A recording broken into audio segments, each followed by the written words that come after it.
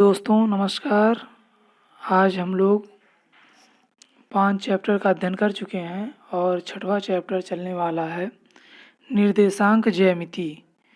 तो दोस्तों निर्देशांक ज्यामिति के बारे में हम लोग शुरुआत से स्टार्ट से अध्ययन करेंगे। सबसे पहला नंबर आता है इसका अक्षांश, जिसे हम चतुर्थांश कहते हैं।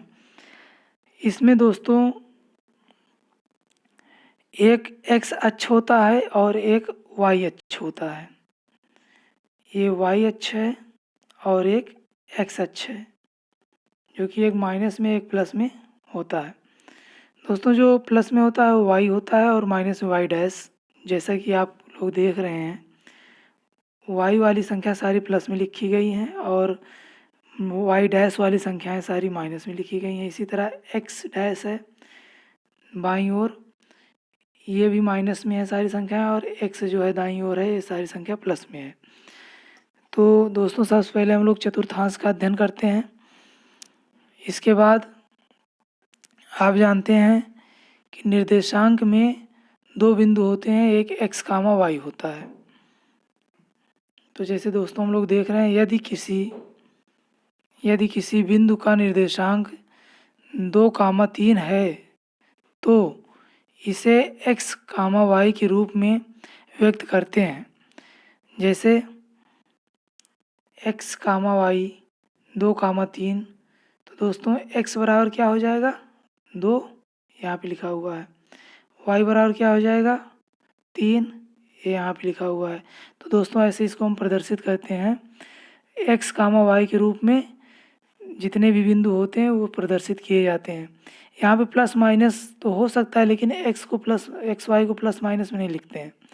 जो एक्स होता है एक्स कामा वाई, इसमें एक भुज होता है और एक कोटि होता है। मतलब एक्स क्या होगा भुज होगा और वाई क्या होगा कोटि होगा। वाई को हम कोटि कहेंगे, एक्स को क्या कहेंगे भुज कहेंगे। दोस्तों आगे चलते हैं। यदि चार बिंदु दिए गए हों तो उसे चारों चतुर्थांश में कैसे बांटेंगे। पहला चतुर्थांश, फर्स्ट, सेकंड, थर्ड और फोर्थ, 4 चतुर्थांश हैं दोस्तों। अगर 4 बिंदु दिए गए हैं अलग अलग प्लस माइनस में, कोई जो है प्लस में ही है, तो यहाँ पे आप देख सकते हैं जैसे 2, 3, तो दोस्तों दोनों प्लस में है, तो इसको हम किस चतुर्थांश में रखेंगे, इसको हम कैसे जानेंगे। तो दोस्तों आप देख लीजिए, यहाँ पे दोनों जिस चतुर्थांश के अंदर दोनों प्लस में आ रहा हो वहीं पे रखना है हमको। तो इसमें देखिए ये प्लस में है और ये भी प्लस में है, वाई भी प्लस में और एक्स भी प्लस में। तो दोस्तों यहाँ पे हम इसको रखेंगे दोनों प्लस वाला। जिसमें दोनों प्लस होगा वो पहले चतुर्थांश में है, जिसमें एक्स और वाई दोनों ही प्लस में हैं। दोस्तों दूसरा देखते हैं,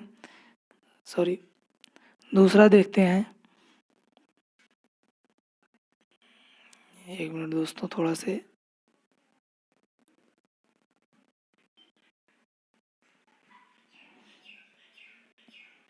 दूसरे नंबर पर आ जाते हैं। दूसरा नंबर है हमारा 2-3। तो 2-3 है दोस्तों, इसमें हम इसे किस चतुर्थांश में रखेंगे जिसमें एक्स तो प्लस हो लेकिन वाई क्या हो माइनस हो। इस चतुर्थांश चौथे को हम देख लेते हैं। इसमें एक्स वाला क्या है प्लस में है, लेकिन वाई वाला क्या है माइनस में है। तो यही चतुर्थांश में इसको हम रखेंगे दोस्तों, चौथे चतुर्थांश में। आगे जो है तीसरा है -2, 3।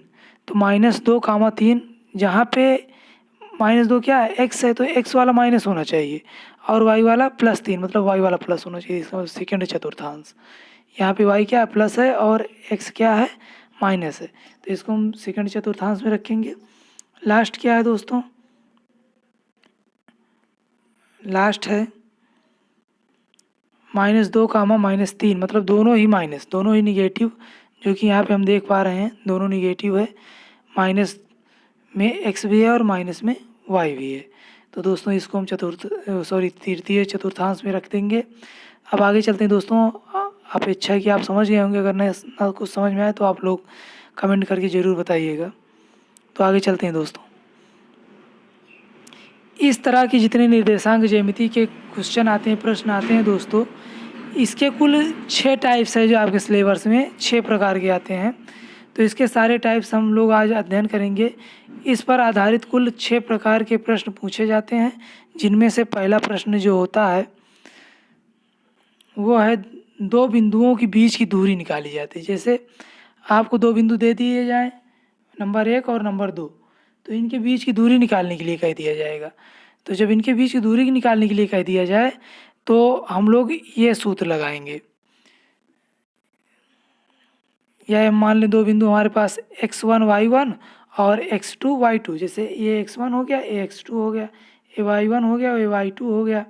तो 2 बिंदु हैं, तो इसके बीच की दूरी निकालने के लिए होता है सूत्र x1 माइनस x2 का whole square plus y1 minus y2 का होल स्क्वायर।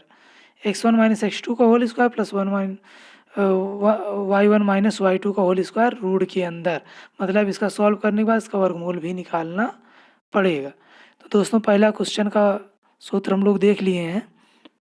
अब सेकेंड का देखते हैं। दोस्तों एक इम्पॉर्टेंट नोट है, इसको आप लोग ज़रूर वीडियो पुश करके नोट कर लीजिएगा।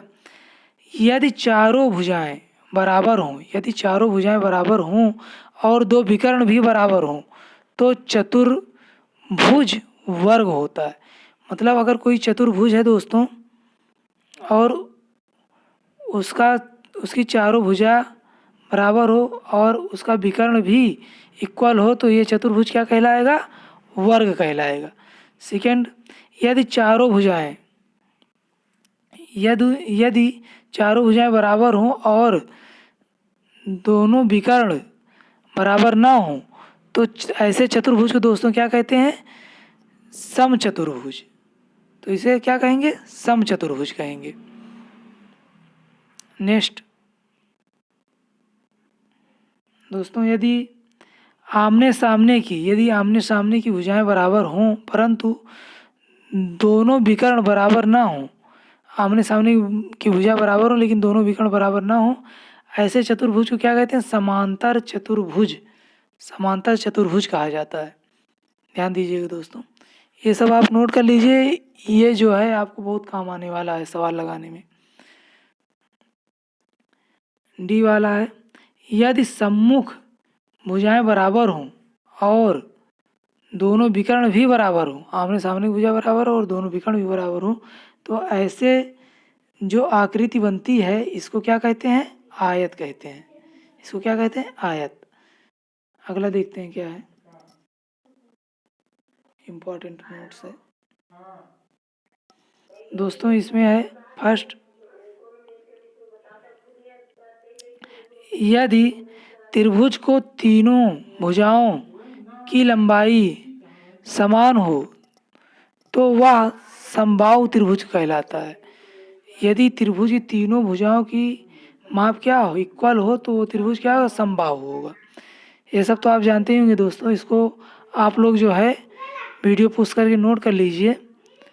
नेक्स्ट चलते हैं, देखते हैं क्या है। यहाँ पे हमने फर्स्ट देख लिया था प्रकार, दूसरा प्रकार आ गया है क्षेत्रफल पर आधारित प्रश्न होते हैं। क्षेत्रफल पर आधारित प्रश्न होते हैं। इसमें पहला फैक्ट हम लोग देख लेते हैं।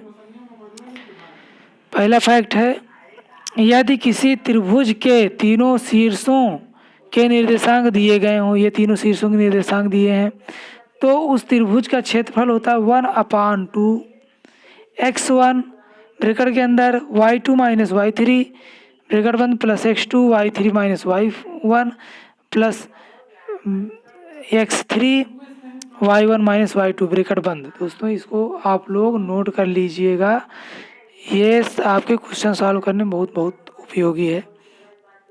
बी वाला देख लेते हैं, किसी अन्य बहुभुज जैसे चतुर्भुज, पंचभुज इत्यादि का क्षेत्रफल ज्ञात करना हो तो सर्वप्रथम उसे त्रिभुजों में बांटते हैं। उसको त्रिभुज में बांट देते हैं, अलग अलग त्रिभुजों में बांटने के बाद इसके बाद सभी त्रिभुजों के क्षेत्रफल सूत्र ए, मतलब ये जो सूत्र है इसी सूत्र के द्वारा सभी का जो है क्षेत्रफल अलग अलग निकाल के वो क्या करते हैं? उसको हम जोड़ लेते हैं। थर्ड देखते हैं। सी नंबर, यदि वर्ग या आयत का क्षेत्रफल ज्ञात करना हो तो उसके भुजाओं का विकर्ण की लंबाई, भुजाओं या विकर्ण की लंबाइयाँ ये ऐसे।